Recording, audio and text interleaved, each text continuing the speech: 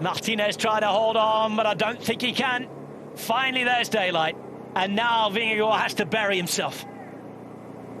For the first time. It took a while, but he's shaken Martinez. It's Vingegaard against the rest with 2Ks to go, Sean. Yes, and Martinez, was looking good there as we go through. 2 kilometers to go here.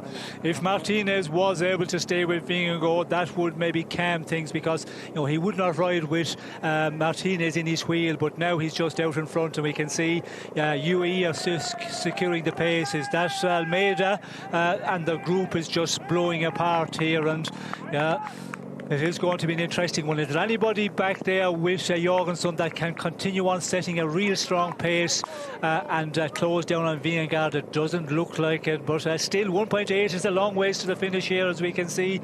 It's UAE and Almeida setting a pace, and he can set a real strong pace for a long time, so it's not over yet. But Vingegaard, it will be a question now how good is he, we will see in this final 1700 metres. The mini cranks have gone, and he's racing away with 9 seconds of a gap and building. Double disappointment there for the Ineos Grenadiers, because as Foss was caught, Aresman was dropped from the group as well behind. 1.5 kilometres remain, and Jonas Vingegaard is riding away on the road for the first time this season. Of course, in the Algarve he was the winner there, but on the mountain stage he didn't ride away. Looks as though there's been a good reaction behind, though. Almeida's going to elbow, and of course Jorgensen's not going to give him a turn. He's radioing. Skjelmose is there, Martinez, Lipovic. And one of the riders from Astana looks like Champoussin. Now Aresman can try and close the gap where there's a little bit of hesitation. McNulty will be there as well. I think that Tejada will come back with him, and that will play into the hands of Vingegaard. Yes, we could see there were just, a little slowdown by Almeida and waiting for somebody to take it up here, as we can see. They're coming back together now, and they're starting to push on. And the interesting one, Ben O'Connor, we haven't seen him for quite a while as well. So a lot of riders that were expecting to be very much in the fight here at the front end of affairs, losing ground here. And it's going to be a reshuffle big time in the overall standings. And still it's advantage. 8 seconds we're hearing, but again, it looks like it's a bit more than that at the moment. Almeida's turn to make his move inside the final kilometre. 750 metres to the line for Jonas Vingegaard, and Matteo Jorgensen's playing this perfectly. He follows the wheel in the yellow jersey. As it stands, though, it could be his mate about to pull it on. But what has Vingegaard got left? Everybody, we don't know where they are. What's happened with the weather? The early season legs anyway.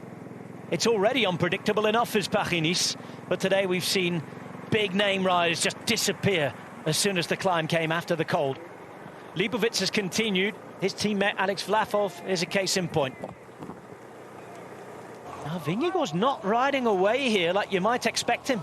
No, it's not. We can see 4 seconds they're giving at the moment, and you could see just the shot out in front. He's just dangling out there, and Almeida's doing a great job, and has been doing a great job, securing a real strong pace here. And a lot of riders waiting in the slipstream as we get into the final 400 metres. If somebody can launch a big one here, they could manage to get back to Vingegaard, but still he is there with a nice advantage.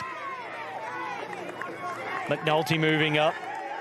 Bad memories, remember, for Jonas Vingegaard on this climb last time. It was UAE who beat him with Pogačar, putting almost a minute into him. But Vingegaard is riding here. He's maintaining the advantage. He's just over 200 metres from the finish line. Into the crowd he comes. Around the corner he goes. Vingegaard pedalling. He's not at his swashbuckling best. He hasn't been putting seconds and time into everybody else. And he might yet be caught because they're coming up behind him. It's Almeida who's there. Almeida behind him, trying to get onto the wheel. Vingegaard with 100 metres to go, and he's dying in this effort here. Here comes Almeida, and they're going to pip him again. Bad memories once more for Jonas Vingegaard at the Loge des Gardes. He won't win the stage. That goes to Almeida. But he will take the bonus seconds and a small gap on his teammate to most probably take the yellow jersey. Almeida, the stage winner. Vingegaard likely to go into yellow. Yes, and what a ride by Almeida. He did, you know, a huge amount of work, quite a bit down the climb, and then took it up in the end. And we could see, you know, Vingegaard was really struggling to get the line, and he could, you know, he could feel that, and he just really dug deep there and got the stage win. But yeah, it's going to be an interesting one. Looks like Vingegaard will take over the race leadership, but it proves he's not in his best shape, because you know, a good Vingegaard would right away there and take at least 15-20 seconds from everybody. Yeah, Jonas Vingegaard, I mean, you have to hand it to him for battling with what he had there. And again, we don't know how much the weather's affected everybody. It certainly has affected people to differing degrees. He will take the yellow jersey, but the stage win, just as it was last time, he goes to UAE Emirates, this time going to Joao Almeida.